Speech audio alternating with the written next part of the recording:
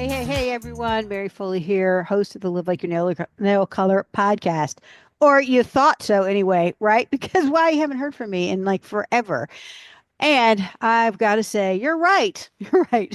I'm not necessarily apologizing, okay? I really tried over this year to have more podcast episodes. But with the things going on in my life, which I'll explain more in just a minute, I just never quite had the mental and emotional energy, let alone sometimes the physical time. So, um, I am here because I want to do a 2024 podcast, really to show and highlight some stories from 2024 about what's been happening in my life and the elderlies in my life and what that can mean to you. Uh, and I want to thank in advance for those of you who have been asking questions. What's going on, Mary? How's your mom? Like, how's your uncle? What's happening? Can you give us an update? And so here it all is. And also, I want to let you know right now up front, this is the final episode of the Live Like Your Nail Color podcast. That's right. This is it. I've decided that for sure going into 2025, my run with Live Like Your Nail Color has been great. I've enjoyed it and it's over. Like it's always good to know when a season is over, and maybe you might have said, "Well, I thought it was over, Mary, because I haven't heard from you in such a long time on this podcast," and you would be right. But in my heart, I still hadn't let it go, and I still wasn't ready to. And so this episode is like putting a bow on it. Now, truth be told, I actually did this episode one other time with my friend Yolanda Gray, thought maybe having a co-host or someone to talk to would be more interesting for you to listen to, except that it went for an hour and a half. Yep. And at the end, Yolanda very graciously said, "Wow, I bet that was cathartic." And it was. It was also code for you talked a whole lot there, Mary.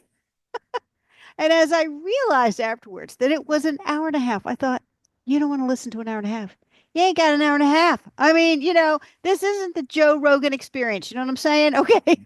Or something like that, where it goes on and on and on. It's just me. So I decided I'd redo it and I'd do it in a way that gets to the stories more quickly, gets to what I think are like the essence of them, things that would be fun and entertaining, and kind of put a bow on the Live Like Your Nail Color podcast. All right. So, for those of you who might just be looking to join me and have never even heard of me or what's going on in my life, let me just say that I have been doing episodes in the latter half of this podcast on what I call being a sidekick caregiver. And that is because, and what we all can learn from that, all right, not just what's happened and those details and some of the story, but like what did I learn and what maybe you can gain from it as well, right? Because all human stories have something in there for us. Well, what do I mean by a sidekick caregiver? That means that I in my life have I moved actually an hour away from where I was, Richmond, Virginia, to Williamsburg, Virginia, to be close to my parents, because my dad was being the direct caregiver, the primary caregiver to my mother who has dementia. And so as it was progressing, the disease was progressing, it was getting harder and harder. I decided that I'd get closer to be able to be of more help to both of them. Well, as it turns out, I have what I call six elderlies in my life. And what I mean by that, these are six elderly people in my life, anywhere between 88 and 95 years old. Isn't it amazing that I have six people in my life that are of that age range? I mean, it really is truly a blessing. And the longevity of my family is pretty good, right? So I have my mom and dad in there, and then they each have just one sibling. And so I have an aunt and uncle on one side, an aunt and uncle on another side. All of them have had these long-term 50, 60 plus year marriages, also pretty amazing. And for the most part, their health has been pretty good until kind of now, right? Okay, so in 2024, I had a number of things happen. Let me just give you some broad brushstrokes. And as you think about your 2024, what are the broad brushstrokes for you too? So here's mine. I started out the year with six elderlies. Well, now what happened is one of my aunts passed away suddenly. One of my uncles passed away. Then each of their spouses, one of them moved. My uncle, my other uncle moved into a convalescence care home. My aunt moved from independent living into assisted living, and my mother moved into a memory care property or facility. And on top of all that change that, starting January 1, 2024, didn't know any of this was going to happen. Uh, Also, my husband had an unexpected hip replacement surgery. Yeah. So he was kind of half disabled physically for a bit. Didn't realize out of arthritis how bad it had gotten until it really got bad and it really hurt bad. Fortunately, that went incredibly well. Now I call him hipster. Okay, because he's back in action and we're having fun, and I'm grateful for that. Also, by the way, just on the positive side, but also let me just add this on because, didn't know what was going to happen this year, but really wanted to get two things done on our house. One is a total renovation of our master bath, and then the other one was a pretty decent renovation of our kitchen. So now we got basically a brand new kitchen, enhanced kitchen, and a brand new master bath. All right, so that's a lot of change and a lot of work and sometimes a lot of disruption, in your daily life you have to accommodate. Well, let's just throw it on, while we're at it. Well, so with all of that, what I started out the year, and it seemed to be true throughout the year, that it was that the chip that happened was I would put under the banner of sudden and unexpected. You know, Sudden and unexpected things happened. And then it was about how I responded and how and what happened as a result. So let me give you a couple stories. One is my aunt Mary. I'm named after her. I don't have any children. No other females in my family are named Mary. This might be it for the Mary Foley line because she was once a Mary Foley, and then she got married, and then she was Mary Wimpenny. Well, she unexpectedly died at the end of January in 2024. And I say unexpected because she was in seemingly decent health. It was okay. I mean, she was, 92 years old. I'm thinking maybe she was 93, and I really feel bad that I don't know that exact number right off the top of my head. But she did get an unexpected small kind of laceration, a wound, small wound, um, on her leg, and it turned into sepsis. And if you know what that is, that's toxicity throughout your body, and her body couldn't ultimately fight it off, and she passed away. Um, but one of the things that I was really grateful for in this process, and even though she lives in Florida and I live in Virginia, so we're talking states away, couldn't get down there fast enough to say goodbye in person. I'm so ever so grateful for her daughter, my cousin, who called and said, Mary is we only got a short time left. Would you like to talk to her? So one of the things is to learn is that hearing is one of the last things to go. So hey, glad you're listening to this podcast. But that is in the body as someone is in the process of dying. If there's a quick death, like an accident, this is not going to a car accident or something, not going to be the case. But hearing will be usually one of the last things to go. So she could hear us. And so on a, speaker phone, we were able to have an exchange. What a blessing. What a privilege to be able to say some final words to a loved one. It really makes you think, what would you say to your a parent or an aunt or an uncle or some other person that you love in your life that suddenly it's in their last hours of their life? Well, one of the things that she made a huge impact on me was, and I always appreciated from a little girl, is that she would always reach out to me as an individual. I would get cards from her and letters. Later on, I would get texts and phone calls. And there were times in my life, periods in my life, where I was going through something where I wasn't in touch with her very much. And I kind of withdrew because I had to take care of what I thought. I just didn't have it in me to interact. But she kept reaching out anyway. Not in an obnoxious way, by the way, but just kind of in a consistent way.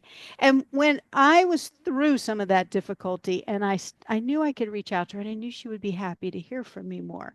And I am so grateful that she did that because she laid the groundwork for me to then reach back out. And I just, in her last moments, one of the things I said to her is, I will continue your legacy as Mary because I got the name. And that was the number one thing. Keep reaching out. It's like keep showing up for people. I'm getting teary eyed just thinking of it now because it's huge impact, huge impact. And I'm so grateful for that. So that's one story. Another story, I wanted to give you an update and tell you about my uncle Bud. He also passed away this year in the end of July. Now, he was also in a memory care unit like my mom, and he had been on hospice, and his health was not, physical health was not very good. So we were actually surprised and glad that his life had been extended actually through hospice, which, by the way, if you think that's an oxymoron, these days, hospice can be not just at the very, very, very end of life, it can be maybe we're gonna not be going too soon, but how can we make it more comfortable? And so, because of that process, someone's life can get extended and more comfortably. But once hospice was like, you don't need it anymore, what was interesting is that he actually, it did extend his life. He actually did need it a bit more, but he couldn't get qualified. And the short version of that is simply that about 4 months later, he did pass away. But he said he was ready. He just didn't want to. There comes a point sometimes when people just say, I'm tired, I've had enough. I'd like to go on. But one of the very last times that I visited him, and he was hard of hearing and he was a little bit grouchy, but he was happy to see us. But I thought my objective was to make him laugh. And at last moment, before I walked out the door, I grabbed this bag of props that I had had for in a previous event that people could take fun selfies. So, for example, and they were all on these like they're little paper things on sticks. So, if you're on the video, you're going to be able to see like you could hold it up and you'd have like all of a sudden mustache on your face, right? Kind of a thing. Then I had like this one, which was you could have the poop emoji, hold it up across your whole face, or you could have a big smiley one. And this is one where there's a smiley where I'm sticking out, the smiley sticking out their tongue. And so I just thought we'd have a fun little photo session. And he went along with it. And I have pictures now of him with a bunch of these emojis or these props and these funny emojis. And it was funny. Stuck out his own, tongue on some of them and was playful. And it was just like, I'm not going to be able to cure him. I'm not going to be able to do anything different to fundamentally change his life and the trajectory of his life. But if I could make him laugh, wouldn't that be good for all of us who were there because his wife was there too, my aunt. And that is my real last memory of interacting with him. And I'm really glad it's my last memory of interacting with him. And I'm glad that I had the time that I did have with him. Um, because I moved to Williamsburg, I was able to have that some many times visiting him and time with him. So really taught me and reminded me if you can't do anything else for someone, can you make them laugh? At minimum, can you make them smile? And are you willing to be goofy? Like, these these props and stuff. Are you willing to do that to make someone smile? Uh, and so I would just encourage you to consider that we all want laughter in our lives. I mean, it just breaks the moment of stress or tension or doubt or fear or depression, whatever it is. And you can use outside things like like props like I did, or cat videos, or something funny on that are funny videos online that you can just show someone and laugh at it, or funny pictures of babies, all kinds of things just to make us all laugh just for the moment. And it's just was just something that's going to hang with me. And it was for him, it wasn't so much. so sudden that he died. It was not, it was expected, but what wasn't expected was, he'd gone to the ER several times, but this one time he went to the ER on a Saturday, and on Sunday morning I found out. And then I thought, okay, Sunday afternoon, he was going to have some of his family visit, and we had several things going on. I said, I'm going to go Monday morning.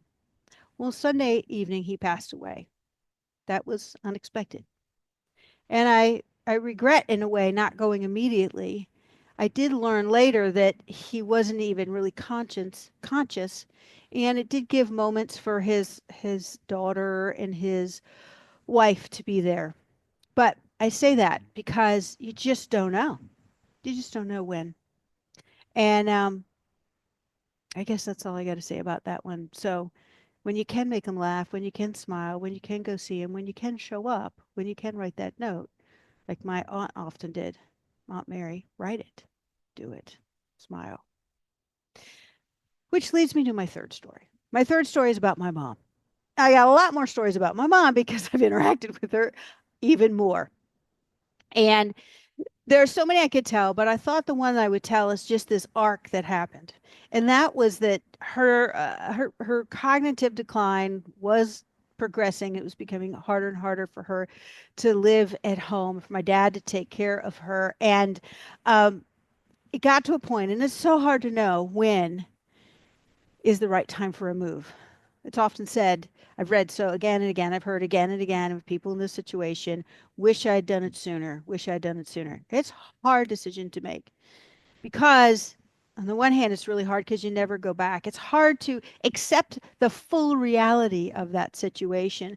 And my parents have been married 66 years. Can you imagine? Can you imagine? I fully can't. But my heart goes out to that. And at the same time, it's not so hard to make because when you just can't do all the things that need to be done to take care of someone well and have, whether it's the knowledge or the physical ability or frankly just there's so much that has to be done that you go, I can't anymore. So there was a moment in May where my mom was at home and she fell twice. And one time in that falling, she hit her head fairly hard, which is not great for anybody, let alone someone with dementia. And so, she was laying down, and it was scary because we just didn't know like how she was going to respond. And over in about 48 hours, she was a lot better. But right as she was getting a bit better, my dad gets a call. And it was from one of the places that have memory care and said, we have a room available. Would you like it? Obviously, he'd been talking to them, but here comes that moment. My dad said, yes. Oh, and I remember thinking, oh my gosh, here we are. Oh, wow. And it just flooded over me that she was really going to go to this type of living situation. And my mom and dad were going to be apart. Ooh, I wasn't sure I could handle it, but I knew it was right. And it opened up so timely, I thought it's meant to be. And so that was pretty much around the end of May, Memorial Day here in the United States. And what happened is that the room, although available, there was a broken part that they were waiting for the AC. The thing is that kept going on and on. And ultimately, my dad went, I don't think this is the right place. I'm not comfortable with this. Why should it take so long to get this part?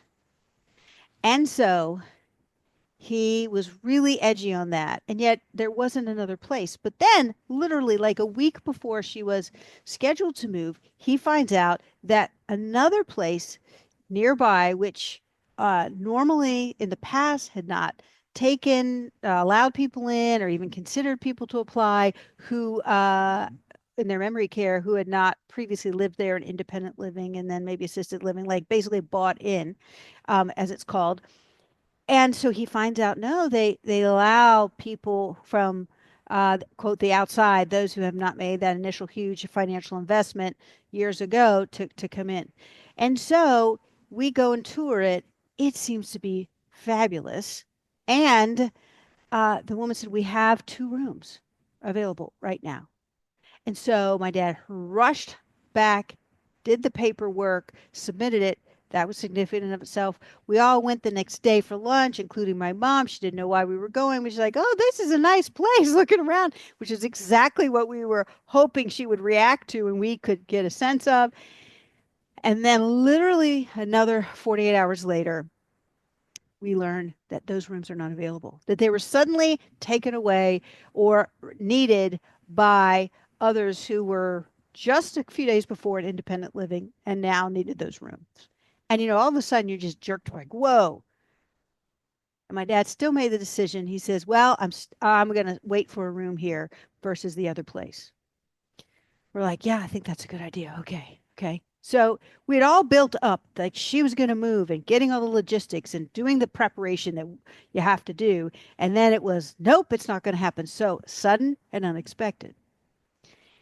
And we were told, well, 30 to 60 days, there'll be another room. So I just kept thinking, all right, 30, 60 days, 30, 60 days, kept checking in, seeing how things were going at this new place. And it just seemed as though, I don't know, this is not necessarily going to happen very timely or very soon.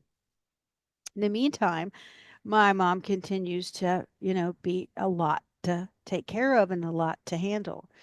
And so then my dad decides, or he says, I wonder if yet the third place. And there are these top three that where we live. But this was the one that frankly we were like, I don't know, it's the most expensive. And it's just like so expensive for memory care and assisted living. By the way, if you haven't looked into that, you really should. And by the way, if you don't have long-term care insurance, you might want to seriously look at that one because the alternatives of where you would need to go, what it cost even then, are not great. And that's a whole nother topic, but I'm just giving you a heads up. But he'd been reluctant.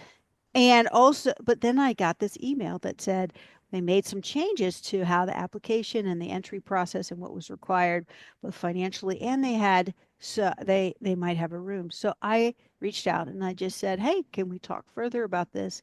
And that turned into, yes, they had a couple of rooms. Yes, it was the right place. Yes, that's where she moved to.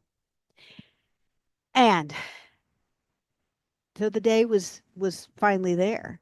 And in from the end of May to almost the end of October, I personally swung, and I would have to say my siblings did, and perhaps my dad did, but not as much so. But I would say as a daughter, I went through, oh my gosh, she's actually moving. I don't know if I can do this. Oh my, this is so overwhelming, to yippity dippity. I am so thrilled that there is room, that there is a great place, and that, yeah, it's going to happen. Because when continued to see the toll that it made on my father and all of us, frankly, I just went, she needs more help. This is the way to do it. It's a few miles away. I am talking like 4 miles from where I live. It may be three and a half from where my father lives. Oh my gosh, all the convenience of it is there too. So that was not so sudden and it was unexpected. It was more of a long slog.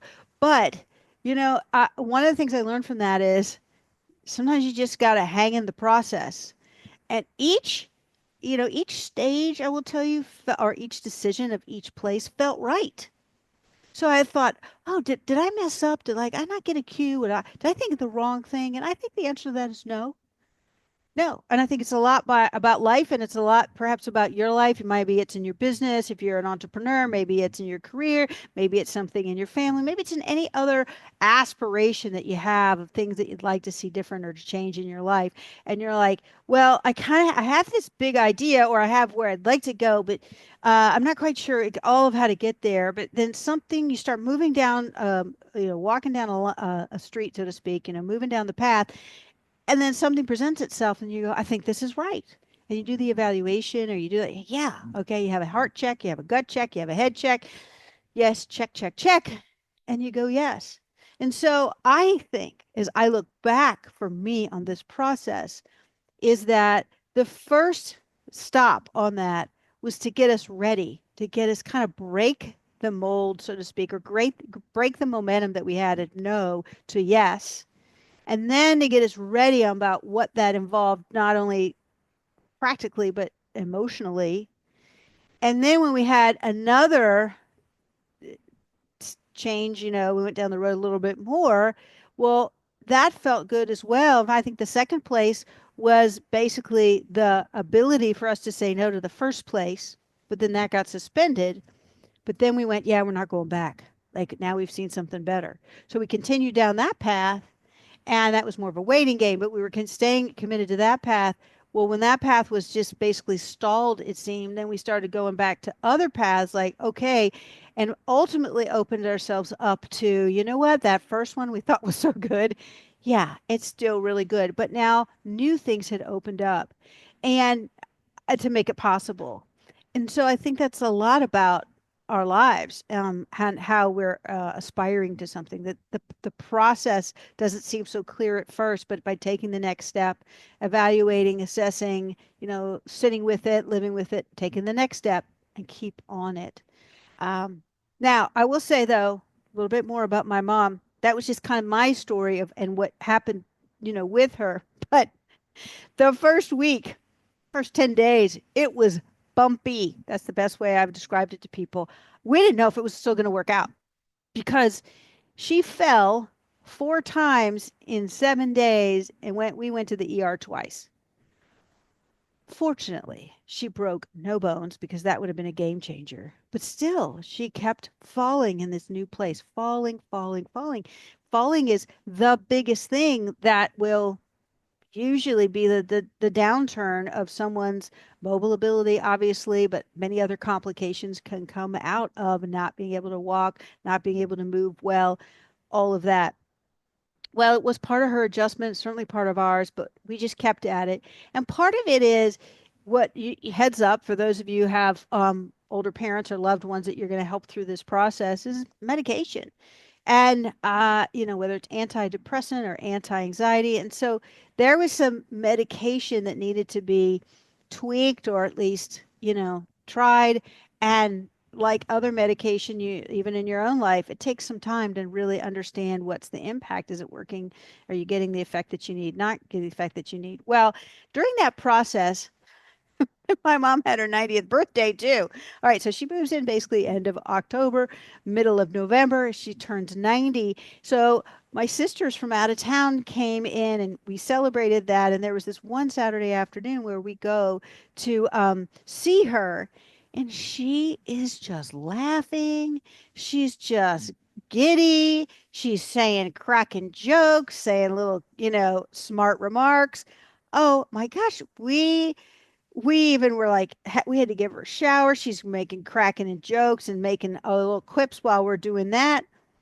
And one of my sisters in the middle of it says, Mom, I don't know what you're on, but I want some of that. And we were all laughing because of that, right? Well, it does turn out that there was some anti anxiety medication that, well, her body really took a liking to. And it was a little too much. And that's what we were learning. And we had to ultimately not only dial that back, but switch because it also had effects like hardly slept and didn't want to eat. And, those aren't going to be good things for a long term. But she was very happy. And it just still cracks me up when I think about that because it's just, not necessarily heavy drug induced because now she still laughs and she's still happy. That was just like turn the volume on of it on it.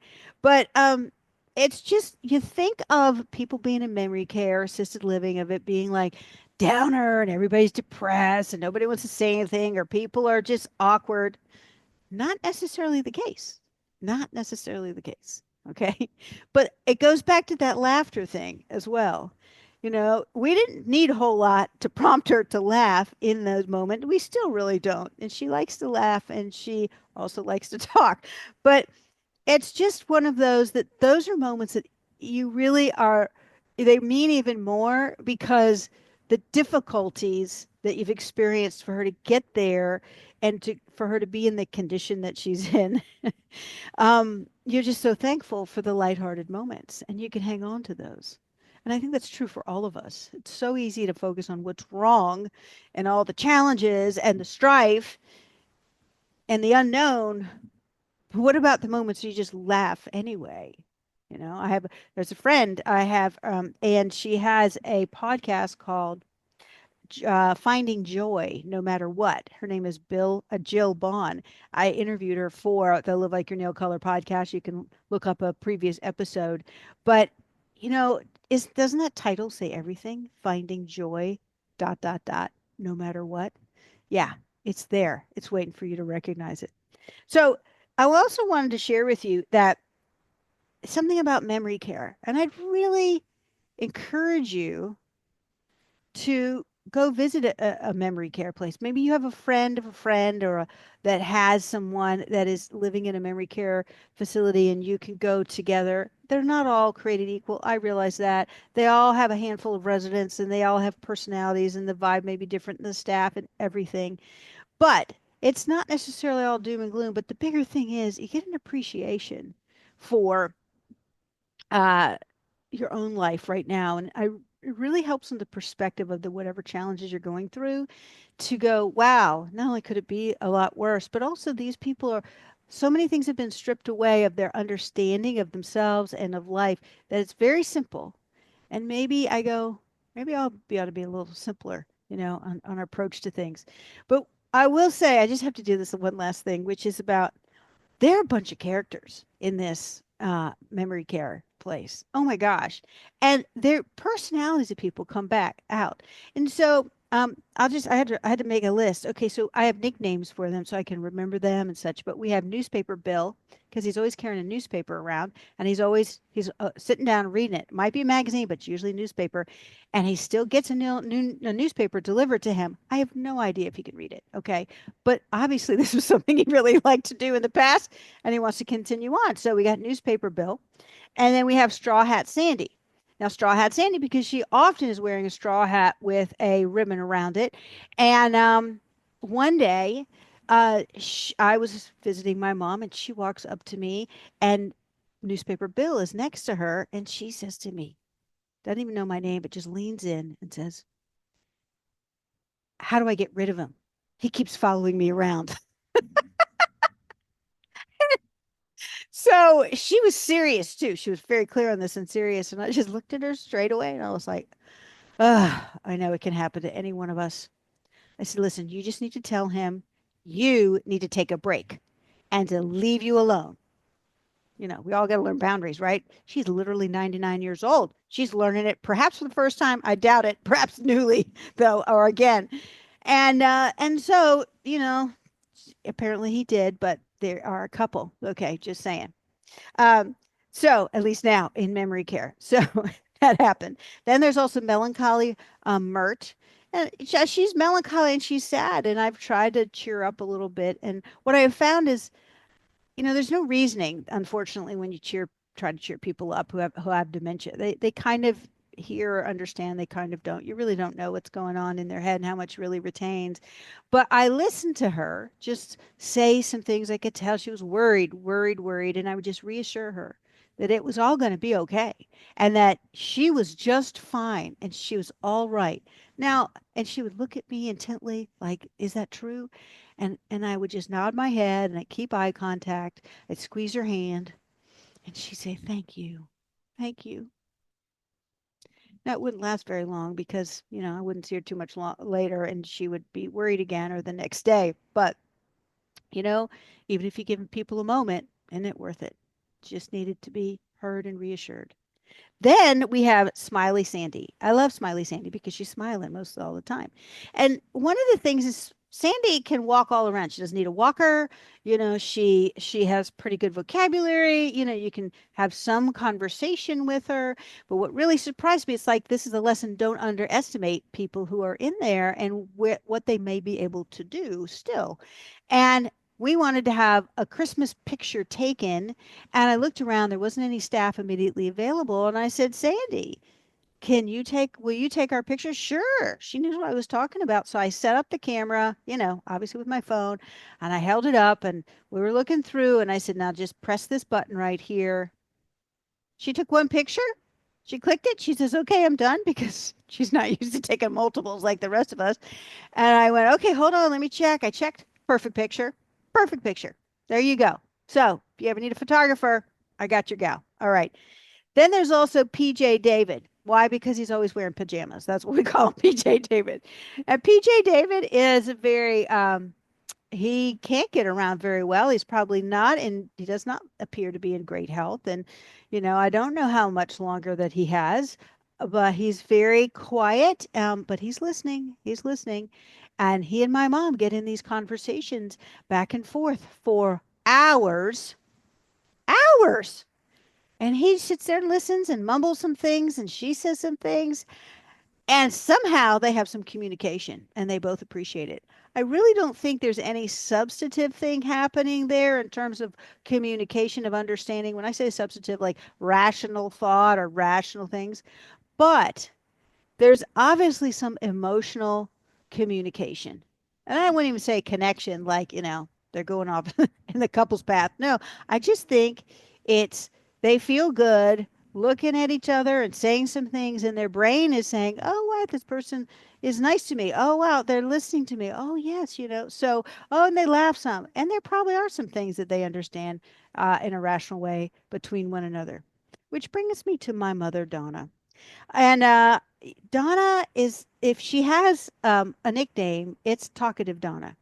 She's always been talkative, but man, this is her favorite form of exercise. She is talking, talking, talking. And I'm telling you, as a daughter, I am so grateful because she uses conversation to connect with people and for her to feel not just to be heard, but have others feel good.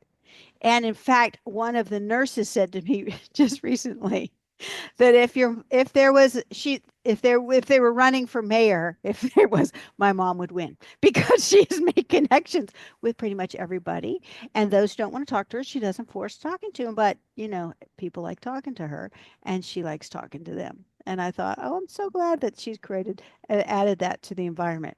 So talkative Donna, and she's always happy to see me. Like it was just like a dog. I don't want to say like, yeah, dogs are just so excited, and she's not a dog. And I know she remembers when I see her some in the past, but not a lot necessarily. But it's that enthusiasm is what I'm really saying. She's always so happy to see me.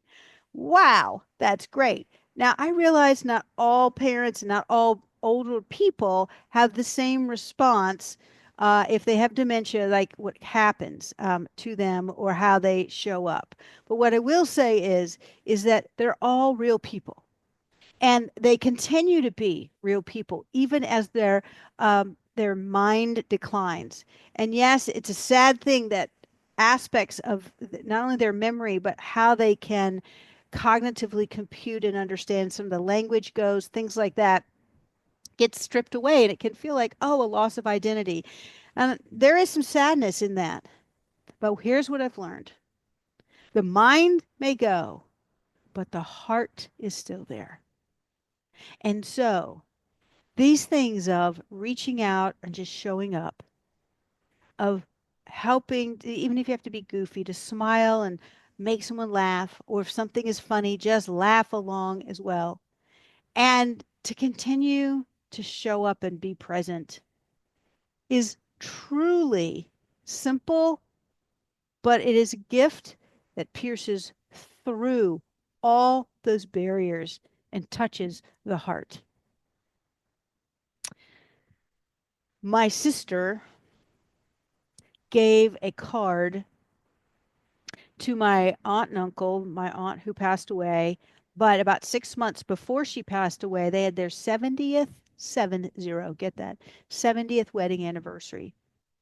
My sister sent a card, and I was there when they opened it up. And on the front, it says, "Love for the win." And I took a picture of them holding up this card.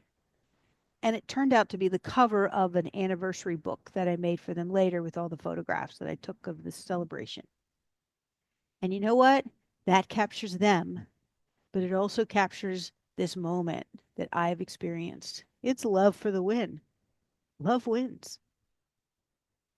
So it makes me think, and what I challenge you to do is, what do you need to do, or what can you do in the new year, small gestures or bigger ones, to express your love and appreciation for someone else?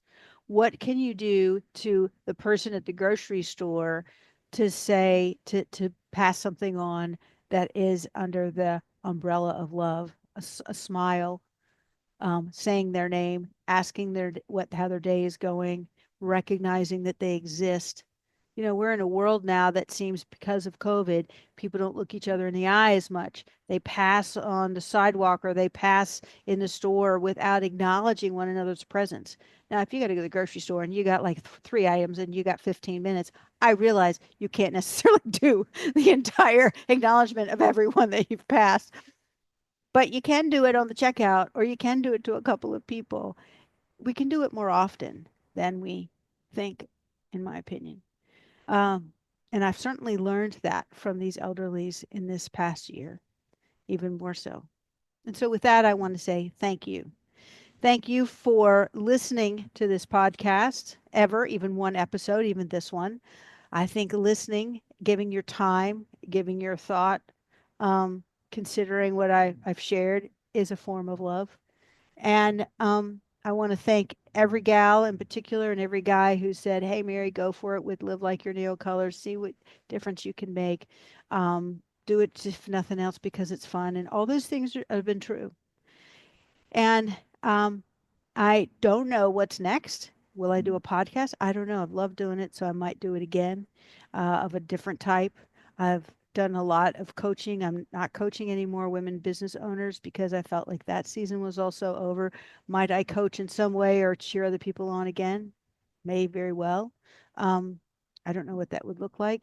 I've also done a lot of workshops and I've done a lot of speaking. Will I do that again? Well, I'm not right now, but that's okay. Um, there's a time for everything. The time that I'm spending here, with my mom and dad still, with my aunt who is still living, supporting my other uncle from afar, and all the loved ones in my family that are around those, including my own family, my extended family. Yeah, that's my number one assignment right now. And I'm perfectly fine with that. I'm about to turn 60 in a few weeks. Well, middle of February, whenever you may listen to this in 2025. Hey, I might already be 60 or 65 for that matter. I don't know. Point is, uh, I'm not done yet. I'm not done yet, but it's okay to put some of the things that I've done in the past on pause or to say stop because I can press play again. And that's what I leave for you in 2025 is that keep reaching out, keep being present for people, keep smiling, keep helping them make them laugh, and know that also life has seasons and it's good to evaluate and recognize that and switch things as needed in the seasons of your life. So chip happens, but we can all flip the chip. And that's what I wish for you in 2025. Bye bye.